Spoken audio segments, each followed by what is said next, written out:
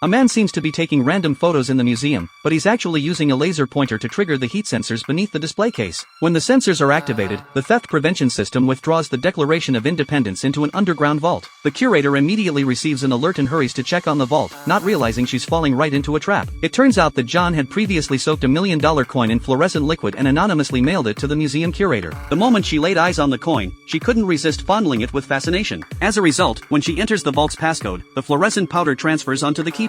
Once the curator is inside the vault, a man slips into the surveillance room and sets all the cameras to a static state. He then allows John, disguised as a maintenance worker, to sneak into the museum. Upon entering, John quickly changes into a different outfit and heads towards the cocktail party. John takes the opportunity to chat up the curator and, using his cunning, switches her glass. He then returns to the restroom to extract her fingerprints from the glass using a reagent. Using the lifted prints, he opens the elevator door leading to the underground vault. When John reaches the vault floor, he takes out a UV light and shines it on the keypad, relaying the glowing letters to his accomplice. Within seconds, the accomplice cracks the code. John enters the passcode, and the vault door successfully opens. Just as John is about to make off with the Declaration of Independence, his accomplice monitoring the surveillance feed suddenly loses the signal. Realizing he needs to get out of there ASAP, John grabs the Declaration and makes a run for it. However, as he enters the corridor, he runs into another gang of thieves also after the Declaration. Outnumbered, John takes temporary refuge in the elevator, quickly dismantling the frame and concealing the document on his person. As John attempts to leave the museum, the curator notices his suspicious behavior but doesn't stop him. She's curious to find out if the legendary treasure map is indeed hidden behind the Declaration of Independence. John leads the curator back to his place, where he takes out a cotton swab and starts applying it to the back of the Declaration, determined to uncover the secret of the treasure map once and for all.